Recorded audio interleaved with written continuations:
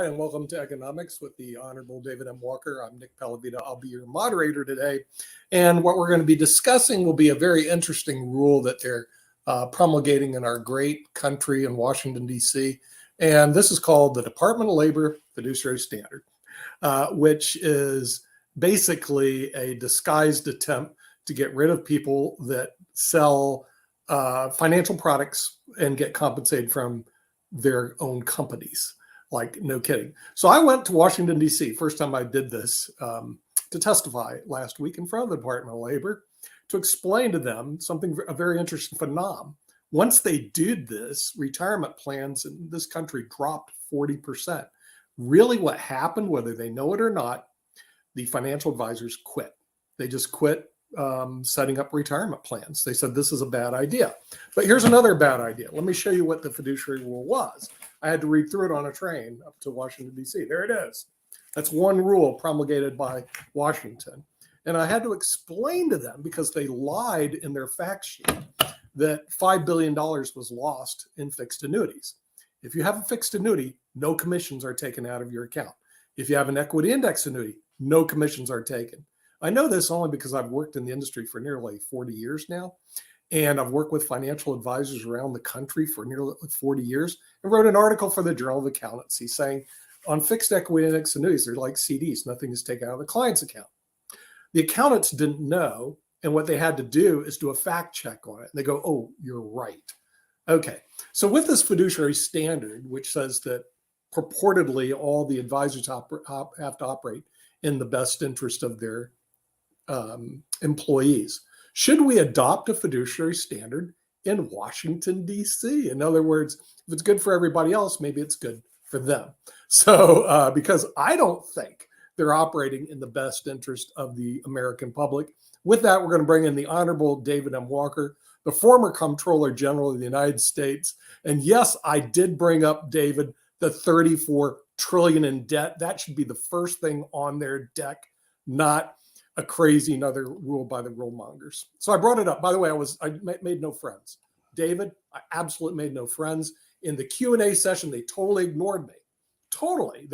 They ran over to somebody who was doing a fiduciary rule for alternative investments and saying, how can we craft the rule to make it work for alternative investments? And then finally they said, any questions? I said, yes, I have a question. Have you done a study to see the last time you did this, that retirement plans dropped 40%?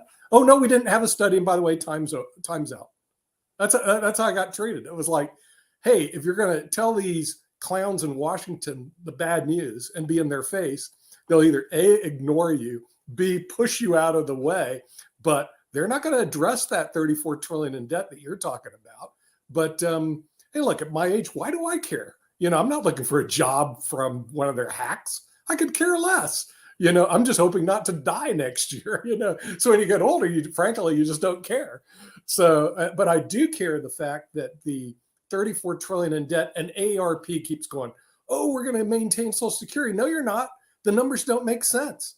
And you're not doing anything about it. Social Security will go down the toilet. Same with Medicare. Medicare will go down the toilet by the time we're done with this program. And David, these people are blind. Then I took a train to New York and got to deal with some real people, which is pretty good. These people are idiots. Let me mention a couple of things. Okay.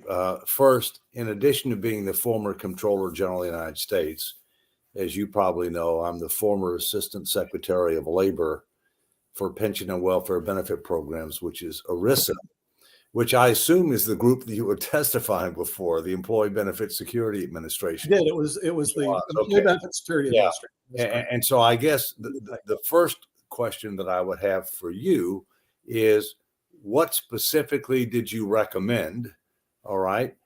And then the second question that I would have is, did the issue of risk associated with annuities come up? Because I think that is a serious issue. I'm not talking about compensation. Yeah. I'm talking about the fact that you cannot rely on the credit rating agencies to really assess risk for retirement annuities, because their horizon is so short, and given the significance, the amount, the time frame in which people would be relying upon these payments. Okay. First of all, you have to distinguish between variable annuities, Yes. which is security, and it falls under the jurisdiction of the SEC. It is nothing that we ever put in our pension plans. And then fixed and equity index annuities, which are governed under state law, and they're basically CDs offered by the insurance company. Now, the variable annuities are a whole different cat. Their fees, commissions taken out. They're the wild, wild west. We don't use them. Fixed and equity index annuities are they're solid investments. We even used them in our retirement plan. They're like CDs in a bank. Now, you did bring up another risk, and that's the risk of what happens if the insurance company go under. I know one company that I worked for went under. It cost me about $800,000 when I was a youngster. Didn't know that insurance companies could go under, didn't know all my renewals would be stripped from me. But I learned a lesson from Mutual Benefit Life back in when I was my 30s. Oh, okay. With that, it can go under. Now, how do you protect that? Every state has a state insurance guarantee fund, similar to the FDIC. Most of them cover $250,000, $300,000, except California, 80% up to $100,000. It's the worst. The best, New York and Washington, $1 million. You can buy $1 million of annuities and have it covered. So if you have a product, which they do, that has a guarantee they're not going to lose money, an upside, how do the insurance companies make money? They don't the first year. As a matter of fact, it takes a while for them to actually make their money back. So they tack on surrender charges because they do pay the producer. They don't take anything out of your account. They credit you interest and they lose money, like no kidding. As a matter of fact, some of them during the low interest rate environment called us and say, we have a goal this year. I said, what's the goal? Don't sell any of our annuities, okay? Because we can't make any money. They actually lose money the first year. How do they make it back? It's the surrender charge. If you keep the money with them long enough, and usually the surrender charges are much longer than in a CD. They're 6, 7, 8, some are even 10 years. That's how they make their money. Now let's look at the commissions, okay? Then I'm gonna pick on the fee. Now, I've only worked with these people for 40 years. So when you work with people for 40 years, you know a lot about it. Okay, commissions. I'm going to pick the fee advisors who are attacking it and the annuity advisors. The fee advisors say, hey, we only charge 1% on your assets under management. Sometimes they charge 2, sometimes they charge a half a point, but let's say they average 1%. Over a 10-year period, they'll collect 10% of your assets. If they go up, they collect more. If they go down, in this. You're freezing up. You froze. I can't hear you, Nick. They don't tell you they make money when you lose money. Yeah, you're frozen, and you froze up for about 30 seconds. I know. I was going to say, I think the fee-based people. By the way, it's the fee-based people are behind this. What they want to do is eliminate competition in their market. So I'm going to attack their underbelly because I know this. Kind of like the Democrats and Republicans. They want to eliminate the third option. Get rid of these guys that are getting paid by the insurance company. You just have them be the only advisors. But here's one of their underbellies. If you have $1 million, they lose 100,000. They still make 9,000 on 1%. In other words, just because they lost money don't mean that they didn't make money. So over that 10-year period, they're going to make 10%. The annuity commissions average about 5%. Okay, and they pay the GA, the rent, they pay everything out of it, but it's a one-time charge. In other words, you get paid up front. That's it. You don't get paid again. Okay, so for the next 10 years, as money stays with the insurance company, they amortize that 5% over 10 years and say, okay, it's a half of 1% is what they're paying out in commissions, literally. The fee-based guy got 10%. Now, over what has really happened in this market, from 2000 to 2010, the annuities beat the S&P 500. But you'll never hear a financial advisor say that. Do you know why? It's not in their interest. As they want to take your money and put a wrap fee on it. They hate annuities because they can't put their wrap fee on it. That's the truth. Okay. So but then from 2010 to 2020, the S&P 500 creamed the annuities. Now we're at 2020, 2030. We don't know. So most of the clients we work with, we diversify because no one knows what the future is. All right. Now, with that crazy rule that they're spending all this time with, wouldn't it be nice, David, if they spent time looking at their national debt and reducing it, balancing the budget, which my QDOS analysis show you need to reduce every department 28%. Okay, which means you got to take reductions 9% each year for the next 3 or 4 years, and you'll actually balance the budget. But they're not even interested in hearing that, and it just drives me nuts. But yeah, and then to make matters worse, I went up to Carnegie Hall, which is part of the reason I went there, to go see a nice, beautiful dueling pianos. When I flipped through the Carnegie Hall program, guess what? Housing and Urban Development gave Carnegie Hall $1 million. Now, what's bad about that? We had to borrow the money. We had to borrow the money to give Carnegie Hall, that's supported by millionaires and billionaires, $1 million. Why did we do that? It's just another government waste, my friend. You know, they have no What business. does HUD have to do with that anyway? You told me Housing and urban development, is that what you're saying? Housing and urban development is giving money to Carnegie Hall? It's in their program. Carnegie Hall was given $1 million by HUD. We can bring the other panelists in. It drove me crazy because this is the type of trash that goes on in Washington, D.C. all the time. I know Rick has been waiting with his hand up, so maybe he has some comments. So the underlying theme to all of this is that people are mathematically undereducated about financial math.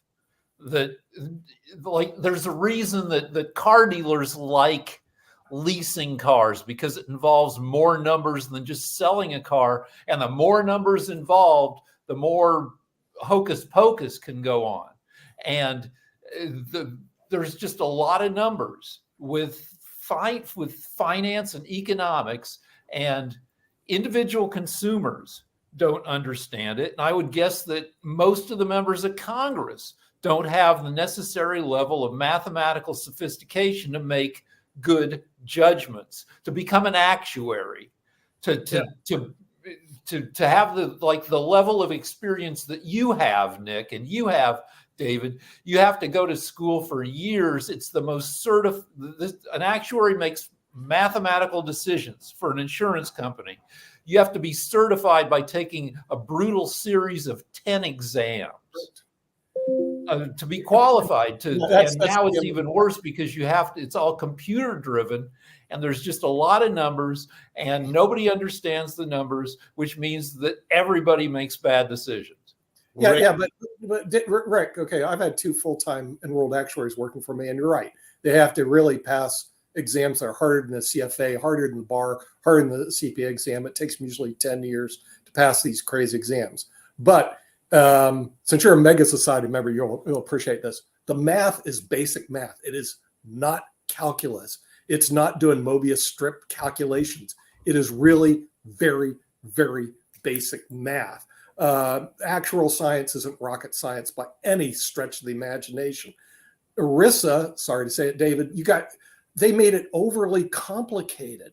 In other words, I tell people when I teach at Northeastern University, ERISA is complicated and built to stay that way, so it protects my job and your job. It's not there to benefit people. I mean, you know, and why would you have a rule, just one rule, that's this big? You know, I mean, it's what they do up there is absolutely crazy. But yeah, we do need better fiduciary. We do need better financial literacy. Well, that's the bottom line. What we're talking about here is financial literacy.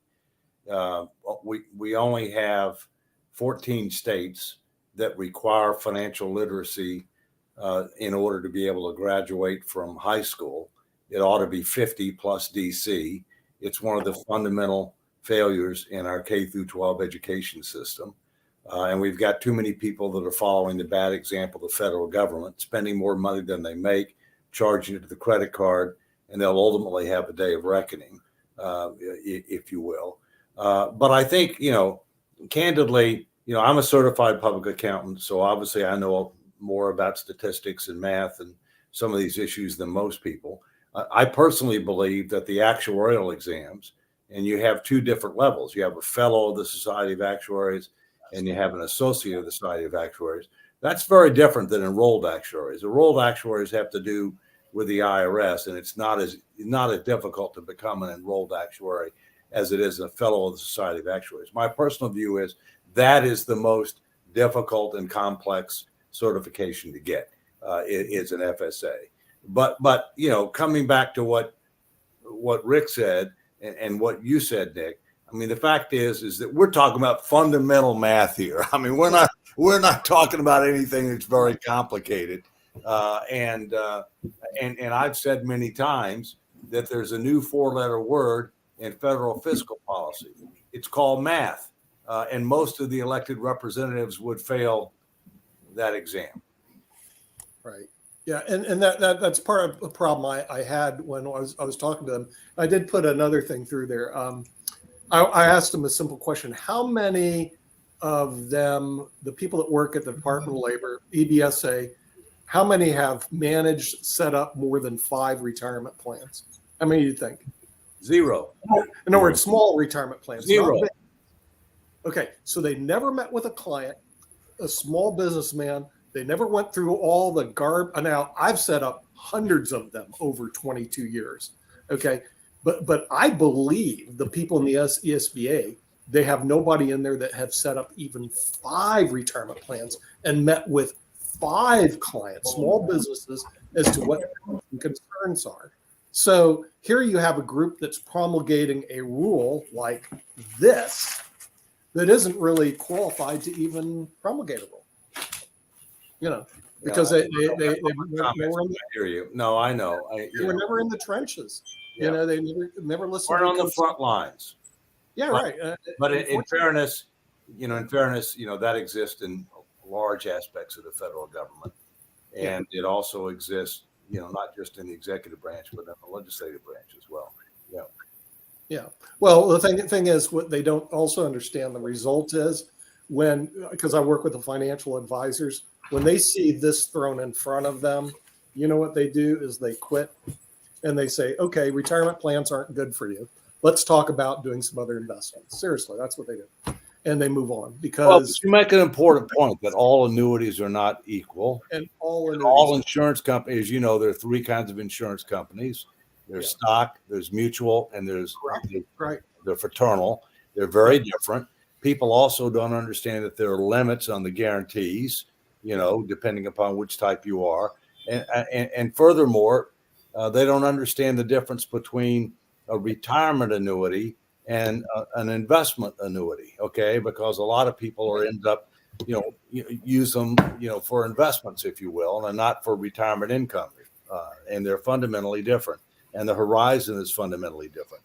Last thing I'll say on this, and then we can get into the broader topic about the government, is as a whole, and not leading by example, is one of the things I found when I went to the rating agencies back when I was Comptroller General, and I was concerned about the poor job that they were doing in connection with government credit evaluation.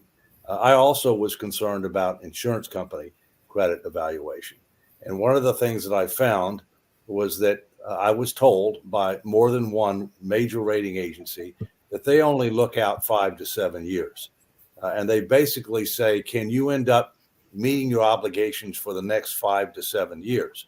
Well, as you know, when you look at, a government, and when you read the financial statements, whether it be the federal government, state government, or many local governments, they've got huge unfunded obligations that only get worse with the passage of time, and they may not come to fruition until beyond that 5 to 7 year horizon, and therefore they're not within the scope of what these entities are looking at. Okay, you've got the same thing with regard to insurance companies, to the extent that you're talking about retirement annuities, where you're counting on a stream of income over many years, and now you find that you've got a lot of private equity firms that are buying up a lot of stock companies, okay, and engaging in a range of creative practices with reinsurance and investments. And as you know, the SEC recently announced that you can't rely solely on rating agencies for determining risk. And I think one of the things that really has to happen is we've got to take a lot harder look at the degree of transparency, what's going on with regard to reinsurance, and what's going on higher risk investments as compared to surplus rather than as compared to total assets, in really assessing risk for insurance companies, especially when you're dealing with retirement annuities. Yeah. By the way, one big danger you just pointed out, and the American public doesn't even know it, is what you just said. Private equity companies are buying stock insurance companies in the United States. Now, this is my opinion because I've worked with the private equity people. This is really bad for the American consumer because there's nobody I've worked with in private industry that just wasn't greedy as a hawk, David. And one place that you can dismantle huge amounts of assets and put them in your pocket is insurance companies. When we had the mutual company structure, it was okay because oddly enough, if you're an insurance holder, policy holder, you're basically the shareholder of that company. Now that they demutualize and have stock companies, you can have Chinese private equity groups come in and own the insurance companies, which have asset piles up the gazoo, dismantle them. And this could be really, really bad for the American. They come in, they hollow them out, they suck all the value out, and they leave an empty shell. Yeah, exactly. Or they load it up with debt, and then they put out huge salaries to themselves, and they leave an empty shell. It's dangerous. There's absolutely no question. A recent acquisition I'm familiar with, a company we've used for 20 years, it was owned by the Moody family, a nice multi-billion-dollar, multi-generation family in Houston, and Galveston, Texas. They sold out to a private equity firm. And I'm sitting there just stunned because I'm going, do you know that this could be really bad for all the policyholders? And no alarm bells went off around the United States. It's a multi-billion-dollar company. It's like, I think 30 or 40 billion in assets. And alarm bells went off on my head. I was going like, I've worked with private equity guys. They're not walking in the door to here to help you. It's like an IRS agent. They walk in your door and say, hi, I'm from the IRS. I'm here to help you. No, they're not. If a private equity guy comes in and takes over your company, hi, I'm here to help the company. No, you're not. Well, that's how millions and millions of people lost their pensions. These these old companies, 100-year-old companies that had tens of billions in their pension funds, which you need. The private equity companies came in and they sucked all the money out of there, and the pensions disappeared. Right. Well, my point, Nick, is that one of the things that I brought up with the current Assistant Secretary of Labor in a speech that I gave recently, she and I were the keynote speakers, was Lisa they really Gomez? Needed. Pardon me? Was that Lisa Gomez? Yeah. The current Assistant Secretary of Labor. Yeah, Lisa Gomez. Right. Yeah. Right. Correct.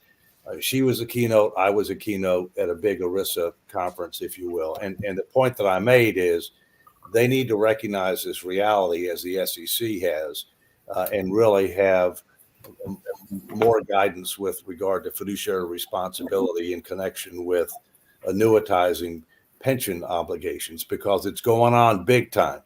Right. It's going on big time right now, and it's going to get to be a bigger issue as time passes. So you want to transition now to the federal government, and I can set up a couple of things to begin with. Okay, yeah, that to me is the biggest issue in the country right now, and everybody's ignoring it. I'm sorry, that $33 trillion in debt, that's what AARP is relying on to pay Social Security and Medicare. David, ain't going to happen. When they go knock on the doors of the federal government to support Medicare, they're going to come back with, we're broke, like they're doing right now in the Ukraine-Russia war. All right, well, let's unbundle this a little bit, okay? First, let's talk about fiduciary standard, which is basically a fiduciary is a position of trust.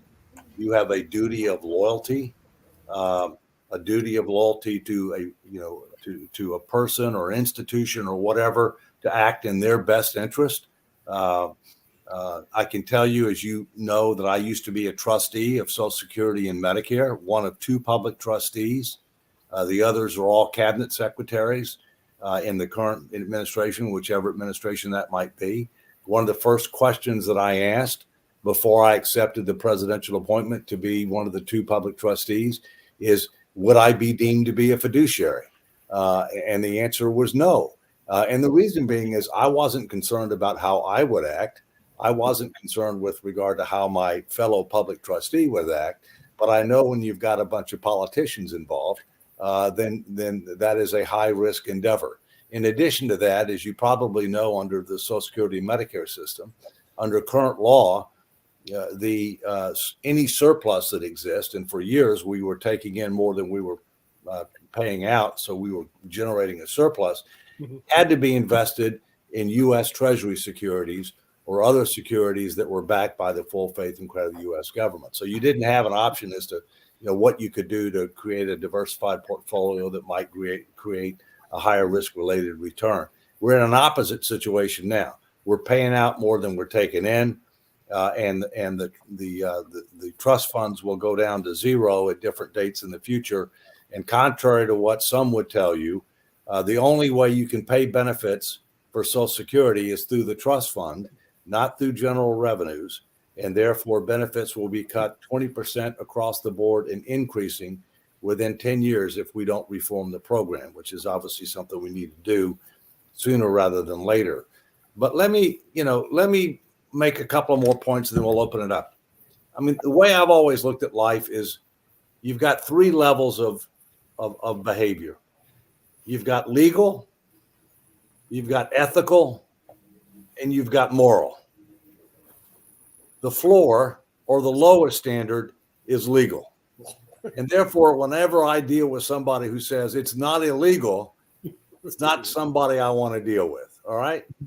The next higher standard is ethical. Right. It may or may not be legal, but it's not ethical. All right. And the highest is moral. All right. Now let's go back to the preamble of the Constitution. And if you look at the preamble of the Constitution and you look at which was the founder's intent, if you look at what the federal government's doing as compared to the preamble of the Constitution, it's totally out of whack. But there's a key word in that preamble that I'll mention right now that relates to our topic. It's called posterity.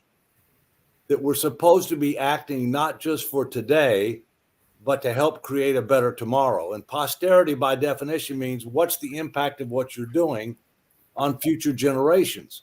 Another word that I use a lot is stewardship, which is not just leaving things better off when you leave than when you came, but better position for the future. The issue that you talked about, the mounting debt burdens. And by the way, the 34 trillion is just the tip of the iceberg, because you have to add the unfunded obligations with Social Security, Medicare, military civilian pensions, retiree health care, et cetera. The real number's 125 to 130 trillion. That's the real number, okay? And it's growing faster than the economy. So my point is that we're being irresponsible, we're being unethical, we're being immoral. So whether or not there's a fiduciary standard which applies to the government, which it clearly doesn't, okay? And don't hold your breath if you think that they're going to enact one, if you will. We clearly are violating the others. We're clearly mortgaging the future of our kids, grandkids, and future generations. And that's irresponsible, unethical, immoral, and it needs to stop. It's one of the things that I continue to fight for every day, is to be able to change course and try to help provide a reasonable assurance that our future will be better than our past, because on the path we're on right now, it won't be. Oh, good. Yes, Kim. I'll let you moderate, Nick. Yeah, well, Kim's up. So. Hello, David. Thank you for mentioning that. All too often, I'm always hearing, you might be right, but you're not politically correct. I always try to take that moral road, but I don't think we're really given an opportunity or taught to drive home that morality, because it's always about what's legal. I mean, all too often I'll sit in a court case or a hearing and it's all about what's legal, not about what's moral. And I think we left that a long time ago, and it's hard to bring it back when all you're fighting is just to survive. And to survive is what's legal, not what's moral.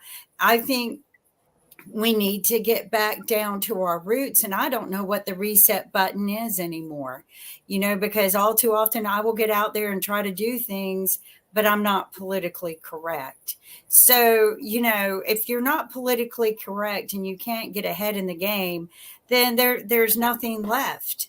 So I agree with you, David, 100%, but I don't think this debt problem we have has anything to do with even being politically correct. I think there's a lot of corruption. And Nick brought something up that he visited Carnegie Hall the other day and saw donations made by, and then I went and looked, and, the housing development, the state, the New York State donates $20 million. The housing development, 1 million. And these people are given seats based on their donation. And I'd like to know, why are they donating so much money? I mean, I understand the Arts Center has to have some money funding through it, but that's a lot of money. And I would like to know who's sitting in those seats.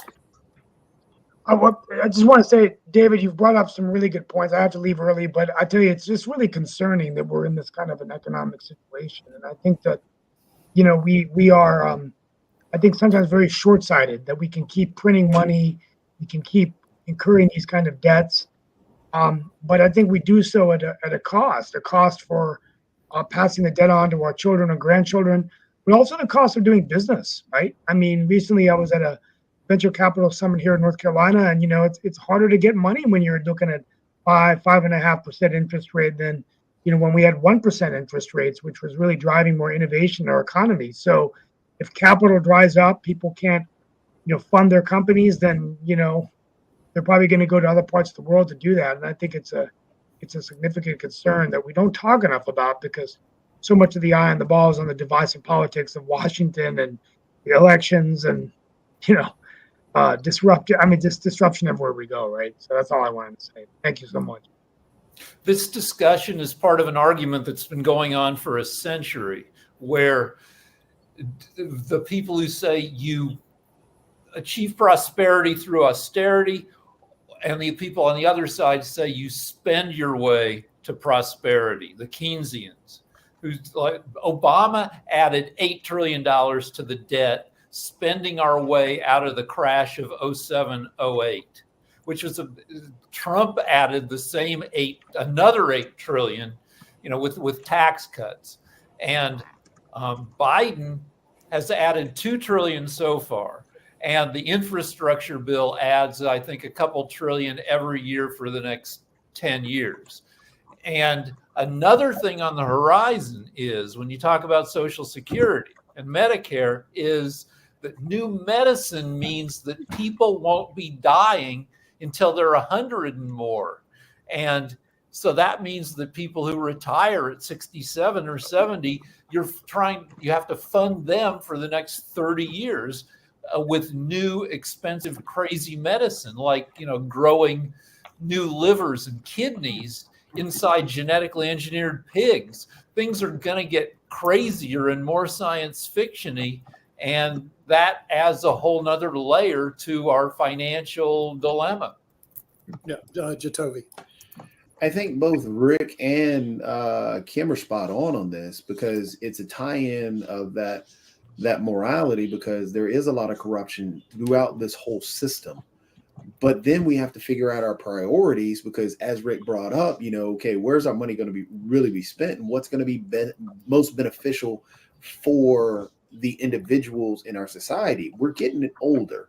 We're going to continue spending regardless. And as our society grows, as Rick just pointed out, in terms of the sci-fi ways of things that are coming, in terms of the cloning, the AI self-replicating, which actually just happened. So how are these things, and where is our money going to be best spent? Because just looking at the numbers forgets about the morality of the situation.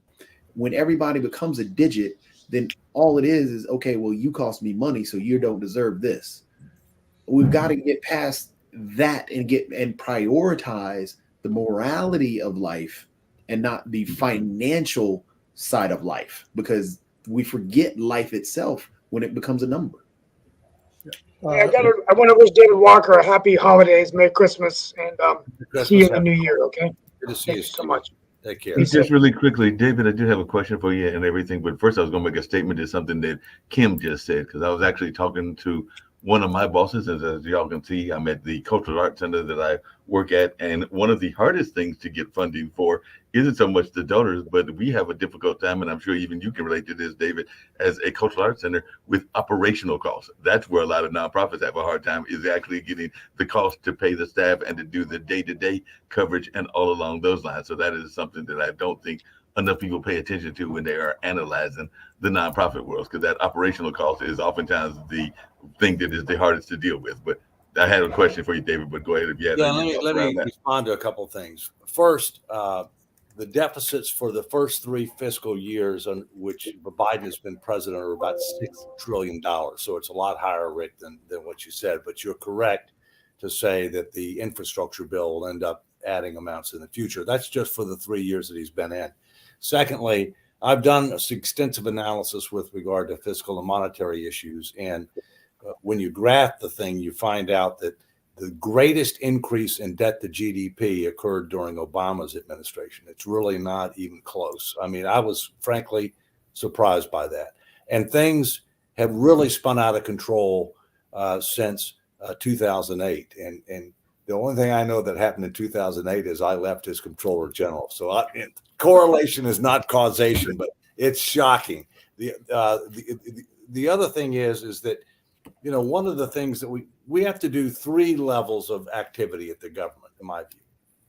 We need this fiscal stability commission to be able to engage the American people, set the table for tough choices on spending and revenues and budget controls, to be able to get debt to GDP down to a reasonable and sustainable level within the next 10 years or so. That's the first thing we have to do. The second thing we have to do is we have to have a conversation about what the federal government should do, how it should do it, who should do it, how we measure success. Because the federal government has turned into a bloated bureaucracy. It's doing many things that are not envisioned by the founders. It doesn't have a plan. It measures success based upon how much money it spends and how many people it has, rather than what outcomes are achieved. All right.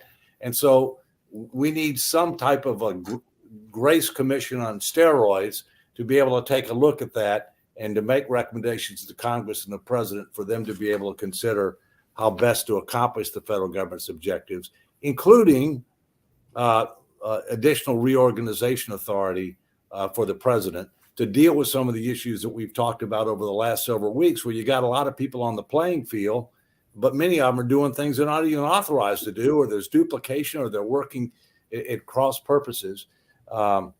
Many things should be done by the state or local government rather than the federal government, which are closer to the people and more accountable to the people, if you will. And then the third thing is we continue to work on things that deal with people, process, technology for economy, efficiency, and effectiveness. But the fact is, the big numbers in number 1 and number 2. We're now starting to talk about number 1. There are bipartisan bills to create that type commission. Hopefully they'll happen soon. But we're not talking about number 2. And number 2 is a great deal of what we've been talking about over the last several weeks that has to be focused on.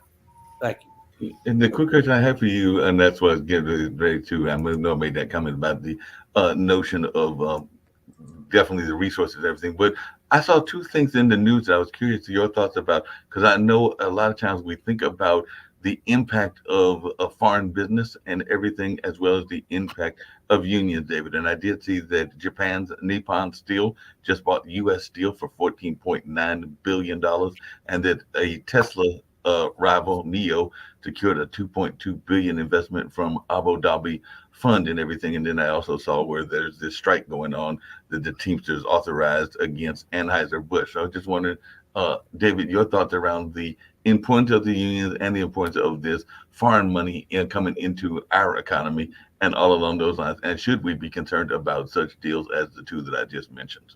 Well, we're in a global economy. And what you're talking about is an example of that fact. I own some U.S. Steel stock. I'll have to look and see whether or not it's time to sell now that you just told me. I mean, one of the reasons I bought it is because I thought they were going to be taken over. I don't know when that got announced, but that's news to me. I think, let me come back to something you mentioned before. I've run 2 not-for-profits. Right. And I agree with you that it's difficult to be able to get people to contribute to try to defray operating costs. Right. Because when people want to give money, they want to be associated with something new and something different, right? You know, an initiative, Right. you know, a new exhibit, Right. something that in many cases they like their name to be associated with. And they don't necessarily want their name associated with overhead, right, or what they perceive to be overhead, right?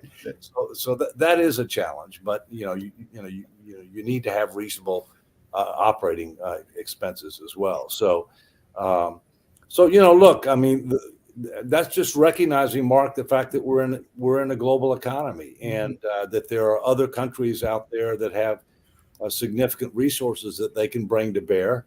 The question is what are we doing to be more strategic with regard to our activities, both domestically and internationally? And the challenge that I have with that is the U.S. government to this day still does not have a forward-looking, outcome-based, resource-constrained, strategic plan to try to maximize our economic potential, our diplomatic influence, our military capabilities. We don't have one. We don't have one. And what people will tell you our strategic plan is the budget. It's a one-year document that we've only passed on time and appropriations 4 times in 72 years. So we've got a lot of fundamental work that needs to be done. The U.S. Steel acquisition was announced 4 hours ago, David. So, well, there you go. Well, that's why that's usually don't know anything about it. I felt it was going to get acquired. I just didn't know when and by whom. All right. So It's the journalist in me, Dave. I'm studying stuff constantly. David has a plan to get the U.S. back on an even keel, and we don't know if it'll get implemented or to what extent. But we, in the past, and maybe in the future, we've been lucky enough to have our asses saved by growth. McKinsey says that AI may double the world's GDP, the tech wave associated with the singularity. And in that case, that level of growth may buy us some more time, even if we half-assed our financial, planning. That's thing one. Thing two is Kim asked, where did all the corruption come from? And what we've seen over the past 40 years is the rise of the psychopath in business and government. Elon Musk, psychopath. Trump, psychopath. Private equity firms run by psychos. It's an institutionalized selfishness that existed less in the 50s, when even a lot of big companies were kind of overgrown mom and pop operations where the CEOs knew the workers. And the private equity is just, you bring in all these hired guns to suck value out of everything, who don't give a crap about the workers. Well, that's your view, Rick. And I will say that that we have a lot higher percentage of people that are motivated by money to excess, and I do think that that there is a growing gap between the haves and have-nots in this country, and I do agree that AI is going to provide an opportunity for significant additional economic growth. But I don't believe that everybody's going to benefit equally from the impact of AI, and that could end up further complicating the growing gap between the haves and the have-nots, which can create domestic tranquility challenges for us. Right. Yeah, it's going to be really bad in 50 years when some people get to live essentially forever because they have the resources to buy new organs and to and then other people, the have-nots, are dying at 70 and 80, as people have always died. Yeah. Hey, David, just really quickly, because I've always wondered this, and I don't know the answer, but I just saw recently, I think it was on Friday, that they are saying that the unemployment rate is going to rise in 2024, and that there are going to be several million folks that will lose their jobs. But when I hear numbers like 3.9% going up to 4.4%, that doesn't really seem all that bad, because that means that at least 95% are actually working and everything. So what is the acceptable amount of unemployment? And I am not an economist, don't have the kind of background that you do, David, and everything, but what is considered acceptable? Because like when I saw that article, I'm seeing all these figures where people are concerned about these millions losing their jobs, and I definitely understand that need to want to be concerned about our fellow man. But I was just wondering, I don't think there's a specific number that is universal with regard to the definition of full employment, but I think you need to. Right now, unemployment level is about 3.7%, right. But we're still in a situation where there are many more job openings than there are people looking for jobs. Mm-hmm. So, and a lot of that has to do with several factors. Number one, the skills gaps between what do we need and what do people have, and part of that comes back to the education system. Part of that comes back to training. Part of that comes back to the immigration system, okay, a mismatch, if you will. And part of that has to do with the fact that you're not even counted as being unemployed unless you're actively seeking employment. Well, in some cases, the federal government was providing so much assistance as a result of COVID that people, it was better for people to not go work because they got a lot of benefits that were tax-free, rather than to go work.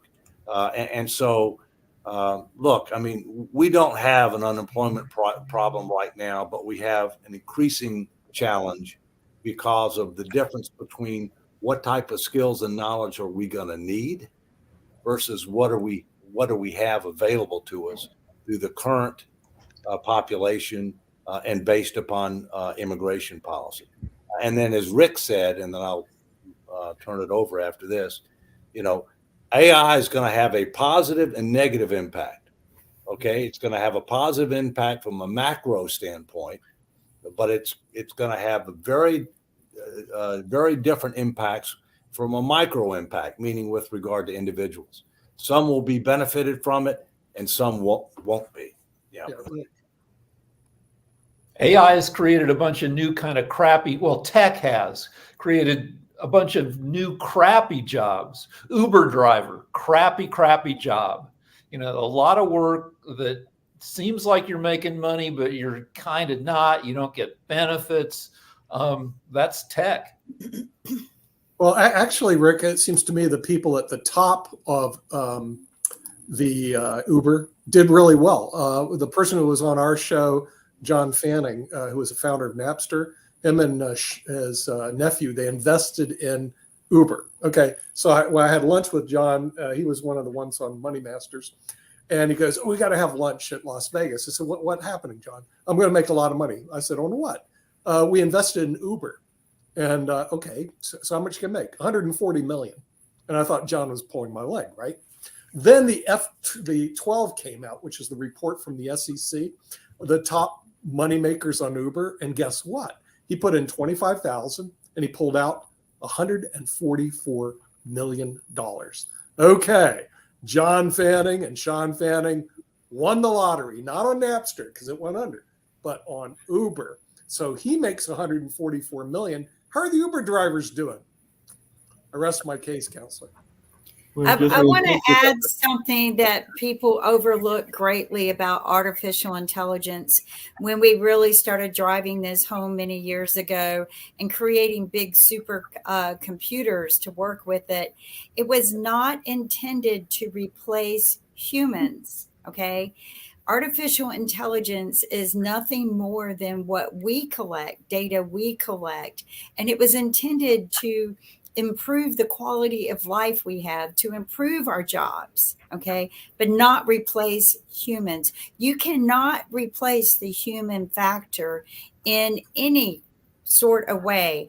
And it is being made stupid now because people are not thinking and utilizing HI to implement the AI we have today. And all too often, I'm dealing with customer service now ran totally by AI, and they have no idea what they're talking about. I spend an hour trying to get past the AI to get to a human, that I end up eventually just contacting the executives and saying, what on earth have you designed here? Who designed this?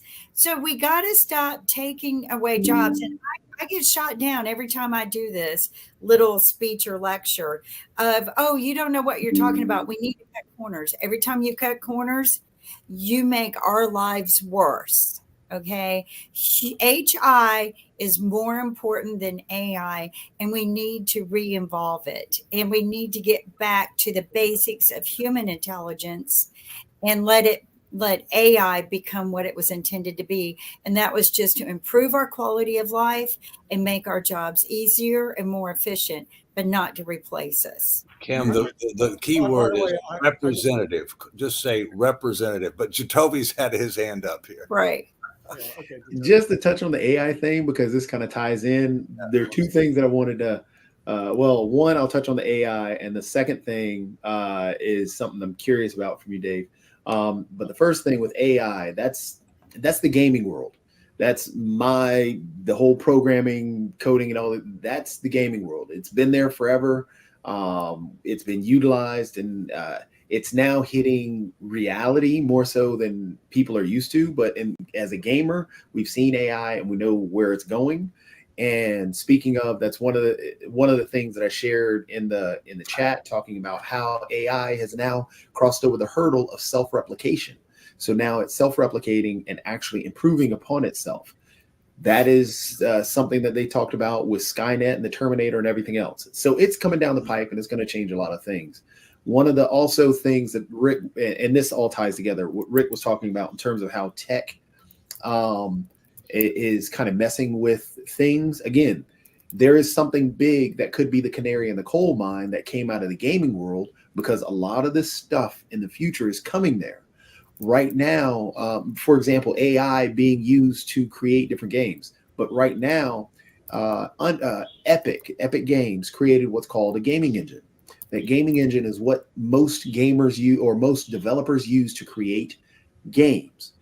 And just like AI, what Dave, you were talking about, how AI can sometimes help out and sometimes hurt. This is what the gaming engine is, the canary in the coal mine. So there was a developer who just recently hired people from across the globe, and they bought different packages. So with this gaming engine, you're able to you have different assets that you can throw into an actual world and create a game. And it makes it easy for people like us, just to create, the layman, to create a game. And so this developer did that. It's a developer called Fantastic. They created a game. It started in 2019. It became one of the most hyped games to get released by 2021. It was on the list. It became advertised. Actually, it's Fantastic with no A at the beginning. It's FN-tastic. But so they got the hype behind it. Everybody was wanting this in the gaming world. Then it got delayed. They had put out these marketing videos. Everybody fell in love with it. And what they showed in these videos, when they released it, finally, about 2 weeks ago, well, actually a week and a half ago, it got released. It was nothing as they put out there in the advertising, which all these packages they purchased. So there are about 200 packages they put together in this thing, just like any layman can do. And it became so hyped. And then what they ended up doing is, once you purchase the game online, you have to hold, if you hold it past 2 hours, you can't ask for a return. So they get your money. 4 days later, after releasing this game and getting tons of people to purchase this game, they close the studios and they reopen it under a new name. So now they kept the money, cannot be sued because that studio is closed, and now have reopened under a new name.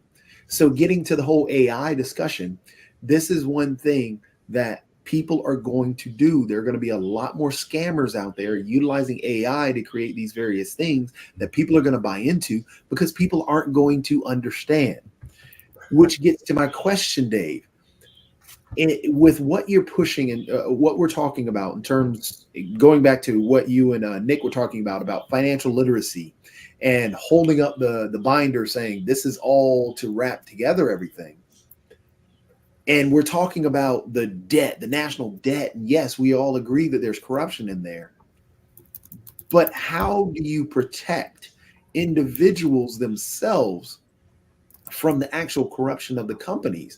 Because we know inflation has gone down, but there are currently companies right now that are using the inflation itself to actually take advantage of people, going back to the scams that people don't really understand. And no matter how much financial literacy you can teach somebody, people still fall for scams.